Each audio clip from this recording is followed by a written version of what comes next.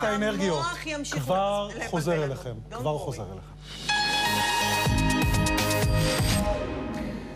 בלי תריסים, בלי וילונות, פיתוח ישראלי שמבטיח לשנות את הדרך שבה אנחנו פותחים את החלון.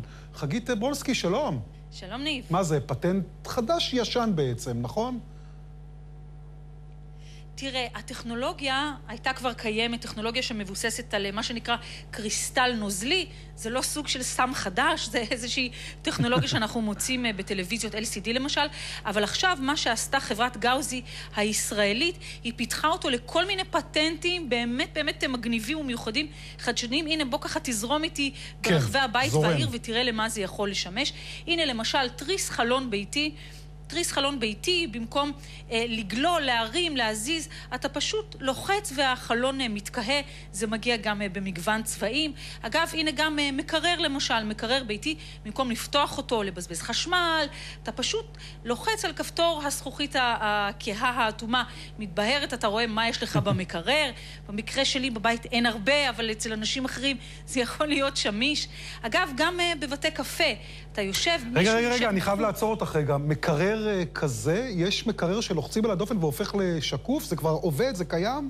זה לא עתידי ולא עתידני, זה ממש בישורת האחרונה, בשלבי פיתוח אחרונים. ממש תוך כמה חודשים אפשר יהיה לרכוש את זה. כך גם את אותו תריס חלון ביתי. אבל יש לנו גם באמת דברים שהם הרבה יותר שמישים וגם אפשר להשתמש בהם כיום. כמו למשל חלון המכונית. הנה, אתה רואה, פשוט לוחצים על כפתור, מישהו יושב מאחורה, לא מעוניין בשמש, מיד הזכוכית מתקהה וגם אפשר לשלוט על הגוון. וגם מבחינת תעשייה, הנה יש לנו חלונות ראווה.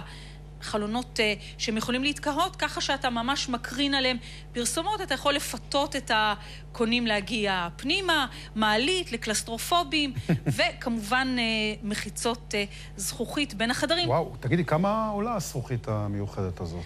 אוקיי, אז נכון לרגע זה, זה עולה בין $1,000 ל$2,000 למטר רבוע. בוא נאמר, לצרכן הסופי זה ככה, לא לכל בית בישראל, לכן אנחנו יודעים שיש כל מיני ידוענים שרכשו להם זכוכיות כאלה ואחרות, גם במלון.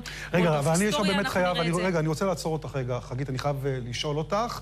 לפי דעתי זה היה 5 שנים, הייתי במלון בלונדון, והיה שם את הפטנט הזה, בין האמבטיה לחדר, שעם לחיצת כפתור פתאום הכל נעשה. יש גם מסעדות בארץ שזה עובד, עשור, בראשון לציון, לפי דעתי כל תאי השירותים שם, גם כן פטנט דומה. לא ממש המציאו פה את הגלגל, נכון? אז הנה, איך אומרים, טוב ששאלת.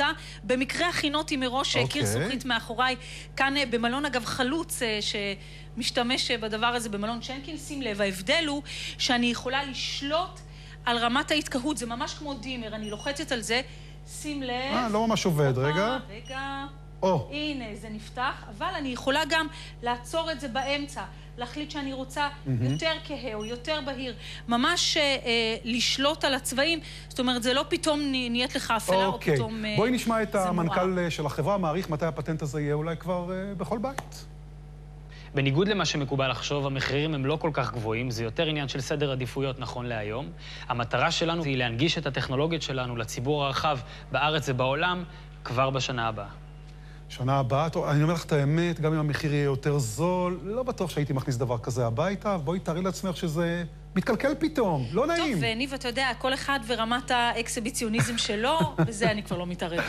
חגית ברונסקי, תודה.